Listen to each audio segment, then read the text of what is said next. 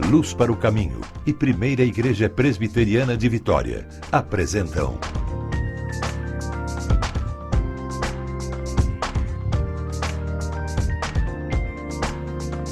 Cada Dia. Começa agora o programa Cada Dia, o programa que tem uma palavra amiga para todas as horas da vida. Aqui ao meu lado, o pastor Hernandes Dias Lopes. Pastor, muito bom ter o senhor em mais um programa. Que coisa boa, né? E hoje vamos tratar de um assunto tão importante, impactante, chocante, diria eu. E o Brasil todo está aí de olhos atentos a este assunto. Então vai ser muito bom tratar do tema de hoje aqui com você. E como sempre, é um tema atual, sempre analisado à luz da Bíblia, À luz né? da Bíblia, com certeza. Nós queremos que você conheça um pouco a respeito da Primeira Igreja Presbiteriana de Vitória e logo em seguida eu trago o tema do programa de hoje. Não saia daí.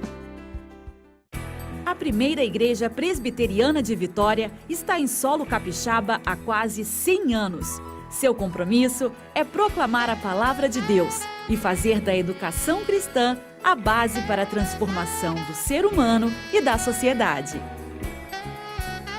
A estrutura da Primeira Igreja Presbiteriana de Vitória oferece atividades para diversas idades e interesses. Eu acho que a escola dominical é o momento que a gente aprende mais da palavra de Deus e tem o estudo bíblico e é um momento de comunhão também com a igreja. Aos domingos, são realizados 2 cultos. O primeiro começa às 9 da manhã, com Escola Bíblica Dominical em seguida, às 9h45, com classes para crianças, jovens e adultos. O segundo culto do domingo tem início às 7 horas da noite.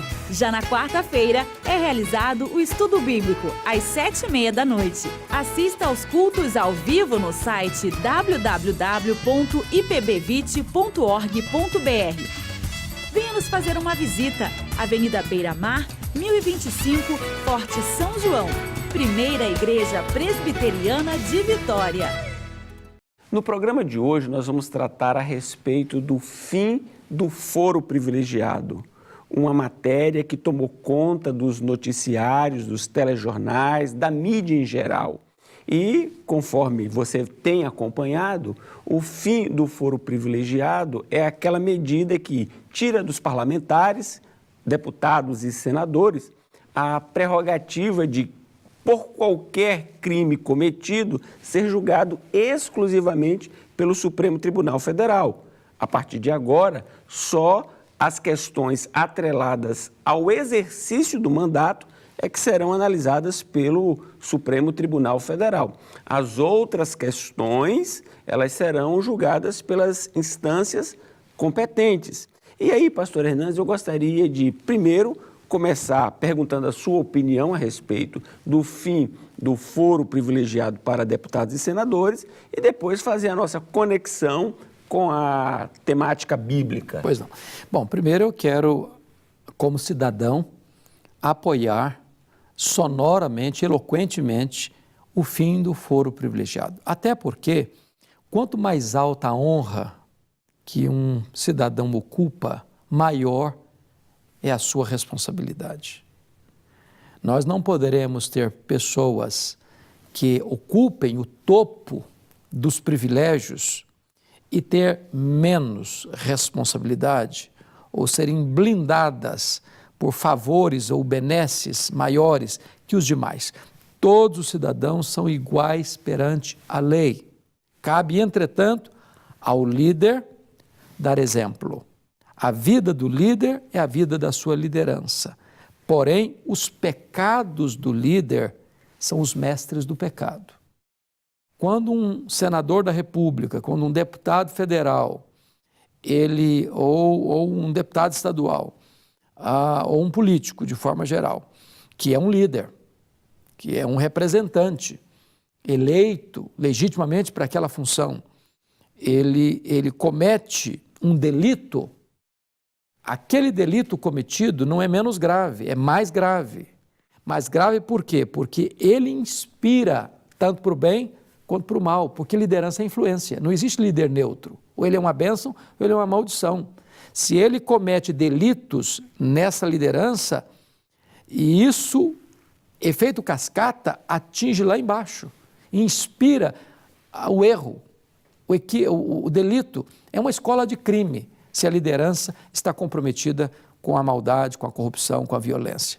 Então, isso era uma medida que se esperava, o Brasil todo estava de olhos atentos nisso e nós aplaudimos a decisão tomada. Muitos políticos demonstraram um descontentamento com essa questão, porque com o seu julgamento restrito ao Supremo Tribunal Federal, o tempo para julgar uma causa era muito maior.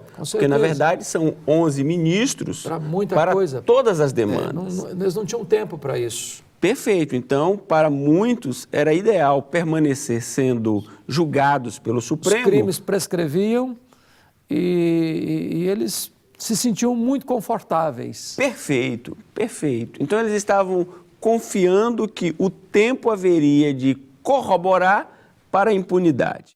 Agora, então, eu quero, à luz de um texto bíblico, e eu me refiro aqui ao discurso de Paulo em Atenas, conforme registrado por Lucas, em Atos dos Apóstolos, no capítulo de número 17, naquele eloquente discurso, ou melhor, na sua poderosa pregação na capital intelectual do mundo de então, o apóstolo Paulo fez a seguinte afirmação: porquanto estabeleceu um dia em que há de julgar o mundo com justiça, por meio de um varão que destinou e acreditou diante de todos, ressuscitando-o dentre os mortos. Aí eu queria começar aqui algumas perguntas. Pois não. Primeiro, quem estabeleceu um dia para julgar? O próprio Deus.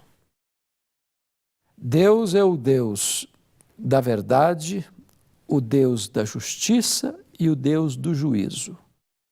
Um universo sem justiça seria um caos. A pessoa de Deus se desvestido desse atributo de justiça, ele não seria perfeito. Deus não pode ter a mesma atitude em relação ao bem que ao mal. Deus ama o bem e Deus odeia o mal. Então, a justiça precisa ser exercida. É por isso que nós temos que ter um juízo final. Porque aqui na Terra, nós estamos assistindo cenas muito, assim, chocantes, como, por exemplo, um Pilatos no trono e um Jesus sendo julgado. Um Herodes Antipas no trono e um João Batista sendo julgado. Um Barrabás sendo inocentado e Jesus de Nazaré sendo crucificado. Aqui nos tribunais da terra é possível que haja injustiça, a ponto do culpado sair como inocente e o inocente ser como culpado. Aqui na realidade, debaixo do sol, nós vemos juízes sendo subornados, testemunhas sendo compradas e criminosos saindo de peito estufado dos tribunais, como beneméritos da sociedade. Porém, no tribunal de Deus, isso jamais acontecerá. Ainda que os homens escapem dos tribunais da terra, jamais escaparão do justo, reto tribunal de Deus. Aí, pastor Hernandes, ainda no nosso primeiro bloco, a minha pergunta é: o texto fala de um julgamento literal ou é uma linguagem metafórica? Não é metafórica. Não é metafórica porque Deus não é metafórica, a justiça de Deus não é metafórica, o tribunal de Deus não é metafórico, o homem não é metafórico. Os atos cometidos não são metafóricos. Isso é concreto, isso é real. Todos vão ter que comparecer perante o tribunal de Deus para prestar conta da sua vida. E nós vamos prestar conta das nossas palavras, das nossas ações, das nossas omissões e até dos nossos desejos. O tribunal de Deus é o único tribunal no universo que tem competência para julgar foro íntimo. Olha, nós estamos concluindo aqui o primeiro bloco, porém nós voltamos já e você não saia daí, sobretudo porque você acabou de ser informado que você será intimado. Não saia daí.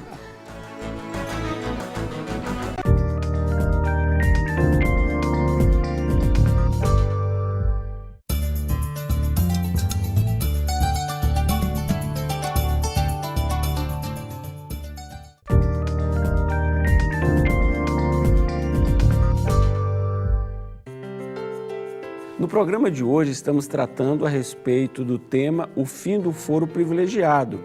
E aqui nós estamos fazendo então uma ligação entre a decisão do Supremo Tribunal Federal à luz das Escrituras, comparando a realidade temporal com a realidade atemporal.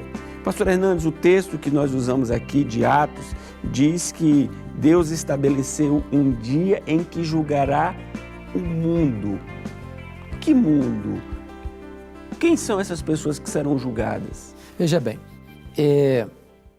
o mundo aqui é um termo que sintetiza nações, que sintetiza pessoas.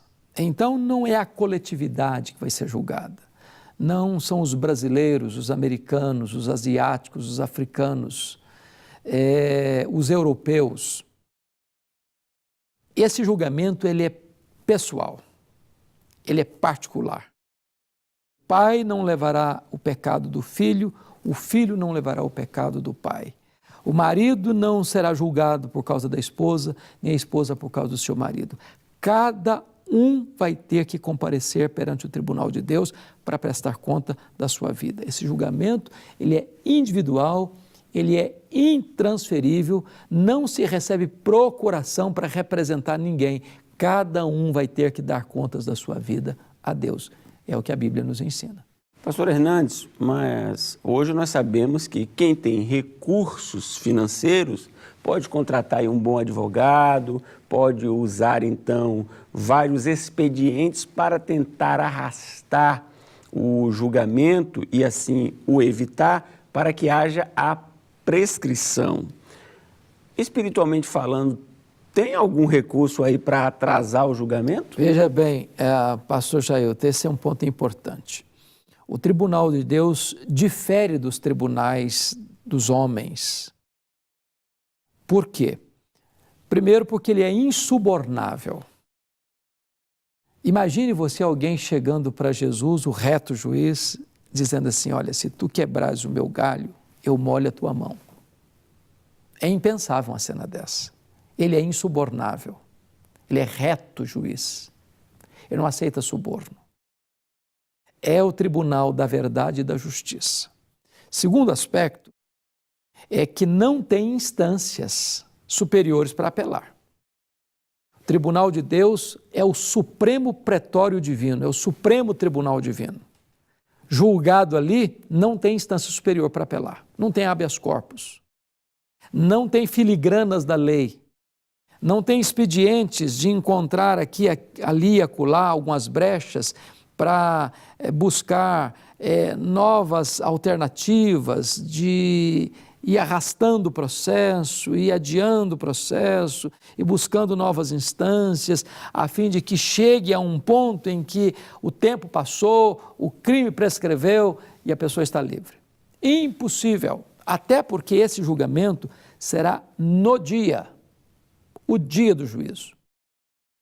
Eu não sei se esse dia vai ser um dia maior do que os demais dias, se será um dia de 24 horas e como é que isso na prática vai se estender, porque o que a Bíblia me ensina é que todos vão comparecer, todos serão julgados. O critério é o mesmo. Não tem dois pesos e duas medidas, não tem apadrinhados, não tem apaniguados, não tem protegidos, não tem, esse aqui é rico, esse aqui é famoso, esse aqui... Não, todos vão ter que comparecer, de igual modo, todos serão julgados. Pastor Hernandes, ricos e pobres, homens e mulheres... Doutores e analfabetos, religiosos e não religiosos, todos não tem protegidos, não tem ninguém blindado, não tem ninguém com foro privilegiado, não tem ninguém com imunidade parlamentar, não tem ninguém com favores, benesses da lei. É por isso que o homem precisa estar atento ao grande dia do juízo. Então, o nosso telespectador que nos acompanha, ele pode então ter a certeza de que um dia ele vai ter que comparecer diante do tribunal de Deus? Vou dizer para você, você vai estar lá, eu estarei lá, pastor Jailton também vai estar lá. Naquele dia, a Bíblia diz que os livros serão abertos e nós vamos ser julgados segundo o que estiver escrito nos livros. E naquele dia, testemunhas levantar-se-ão contra nós. Nossas palavras, por exemplo. A Bíblia diz que você vai dar conta no dia do juízo por todas as palavras frívolas que você proferiu. Eu pergunto, você já mentiu alguma vez? Já xingou alguma vez? Já falou mal dos outros alguma vez?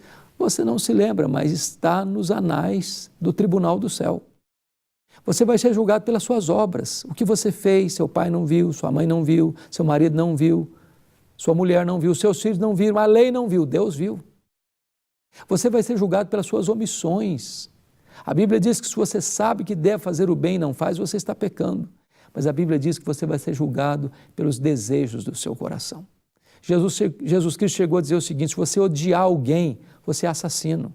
Se você olhar para uma mulher com intenção impura, você já adulterou com ela no coração.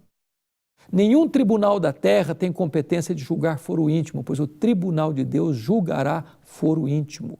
A única maneira de você escapar dessa condenação no juízo de Deus é ter Jesus Cristo agora mesmo como seu advogado, porque Ele morreu por você, para perdoar você e declarar você justo diante do tribunal de Deus. Não tem outra saída a não ser em Jesus Cristo, o nosso Redentor. Reverendo Hernandes, eu vou deixar para o próximo bloco uma abordagem mais ampla a respeito do papel de Jesus como advogado. Mas eu ainda queria permanecer um pouquinho aqui na questão aqui do tribunal, daquele grande dia.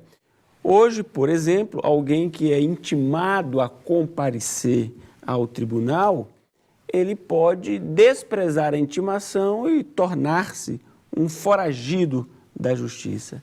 E a minha pergunta é, tem como evadir-se do tribunal de Deus? Não tem. E há uma cena na Bíblia que é até chocante. Está lá em Apocalipse capítulo 6, versos 12 a 17. Quando esse dia chegar, os homens vão querer fugir. Os homens vão tentar se esconder. Buscarão as cavernas. Eles vão querer a própria morte, dizendo, montes, caí sobre nós. Eles não estão com medo de morrer. Eles estão com medo de enfrentar a ira desse reto juiz.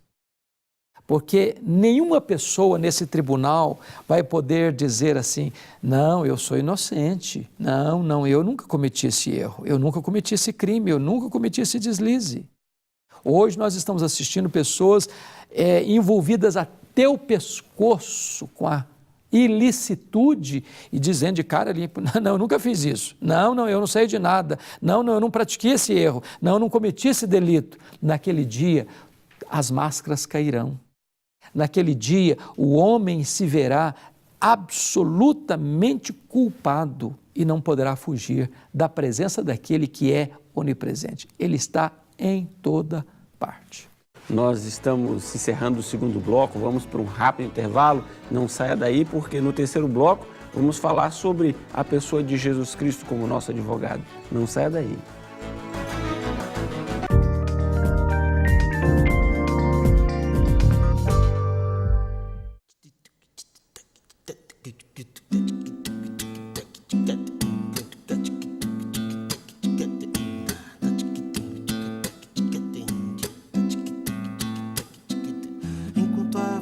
Acabar com o povão da Baixada.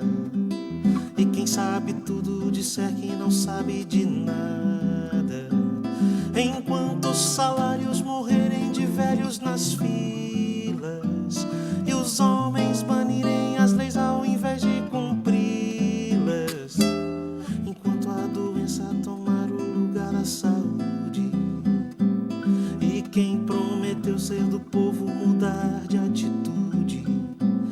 Enquanto os bilhetes correrem debaixo da mesa e a honra dos nobres ceder seu lugar à esperteza, não tem jeito, não tem jeito, não tem jeito, não tem jeito, não. Só com muito amor a gente muda esse país.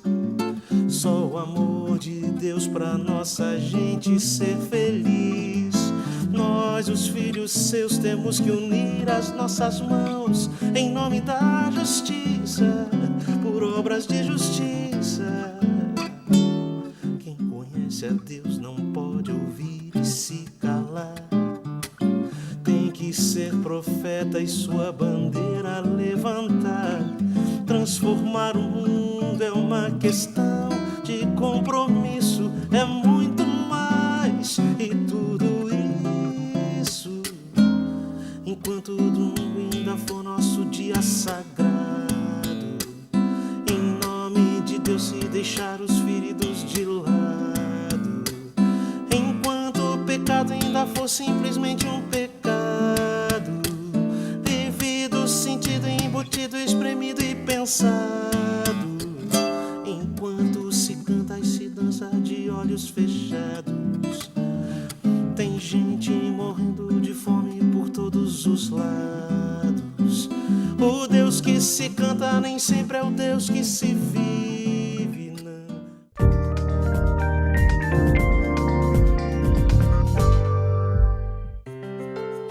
Nós estamos agora no terceiro e último bloco desse programa que está assim, muito empolgante, tratando a respeito do fim do foro privilegiado e fazendo a conexão, obviamente, com a Escritura.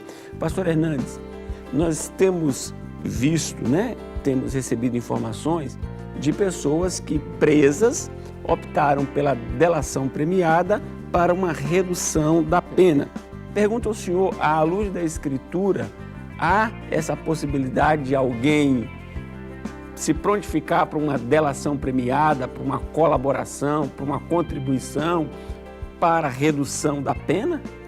Bom, antes de responder, eu só gostaria de aprovar a atitude da delação premiada no contexto da justiça debaixo do sol, na nossa realidade, porque é um expediente que tem desvendado corredores escuros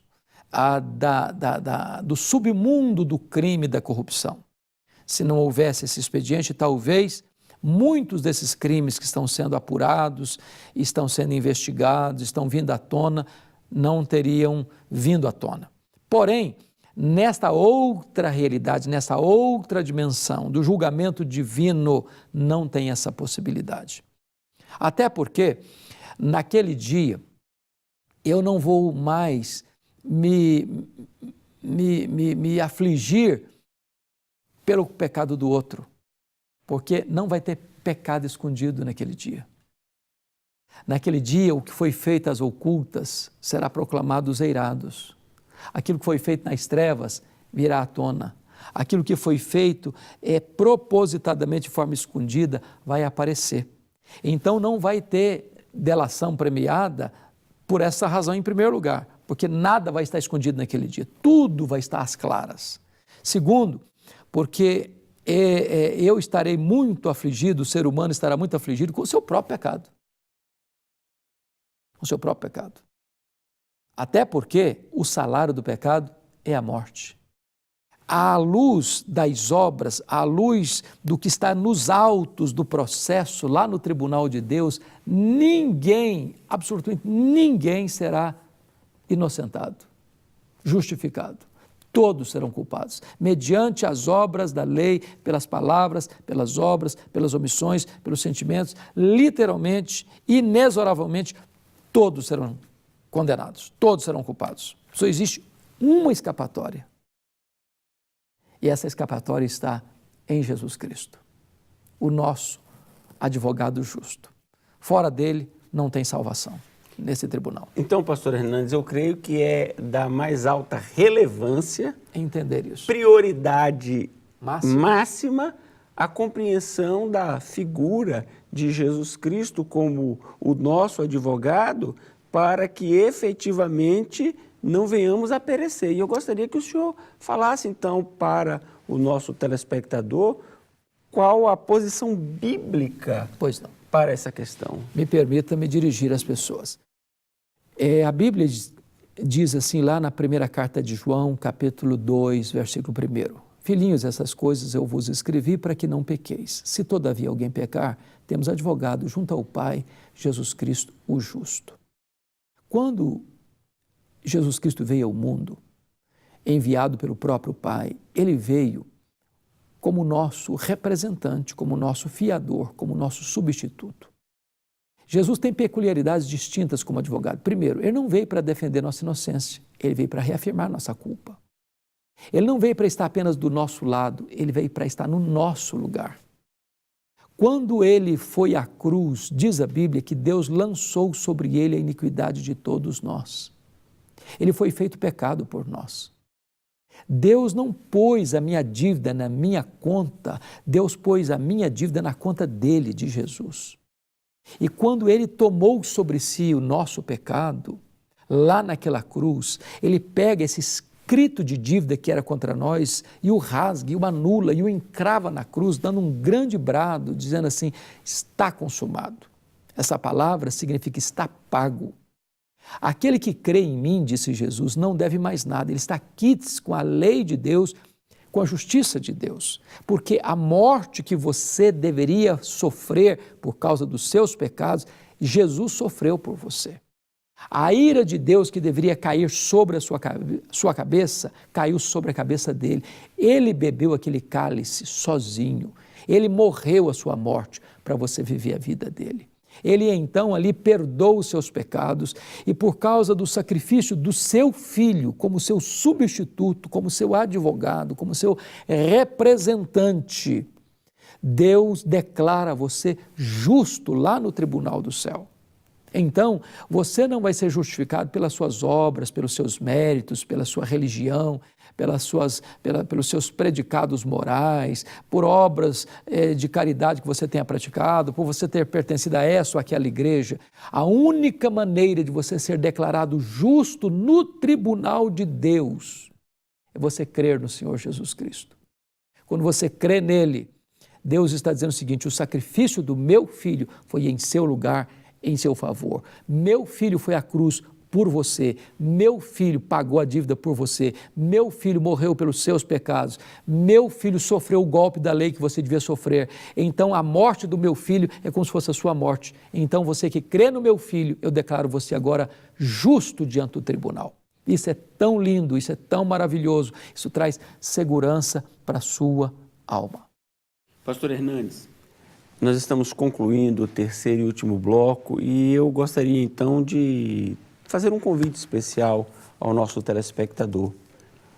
Onde, quando, como ele pode conhecer mais a respeito da figura bendita de Jesus Cristo, nosso Salvador? Muito obrigado por essa pergunta. Primeiramente, pastor Jailton, pelas Escrituras. Eu quero encorajar você a ler a Bíblia. Se você não tem uma Bíblia, lá na primeira igreja presbiteriana, nós teremos muito prazer, né, pastor, de presentear você com a Bíblia. Onde você deve buscar também esta informação? Na igreja. A primeira igreja presbiteriana, há 90 anos, tem pregado o Evangelho na nossa cidade. E você é o nosso convidado. Todo domingo, 9 da manhã, 7 da noite, toda quarta-feira, 7h30 da noite. Venha, participe com a gente. Nós queremos dar a você toda a instrução das Escrituras. Ensinamos a Bíblia com integridade, com fidelidade e queremos convidar você e sua família para virem participar conosco. O nosso endereço, Avenida Beira-Mar, 1025, Forte São João, ao lado do Clube de Regatas Saldanha da Gama. Venha, somos uma igreja fraterna, acolhedora e temos a maior alegria de receber os nossos visitantes. Venha, traga a sua família, traga os seus amigos, será sempre uma alegria partilhar com você a palavra de Deus. Primeira Igreja Presbiteriana de Vitória, uma igreja fraterna e acolhedora. Queremos convidar você a assistir o nosso próximo programa, próximo sábado, nesta mesma emissora, neste mesmo horário. Deus o abençoe.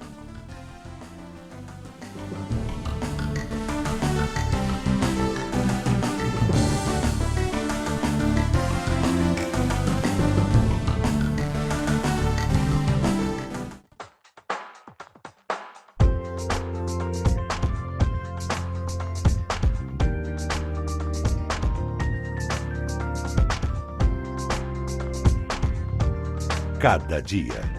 Um programa de luz para o caminho e Primeira Igreja Presbiteriana de Vitória.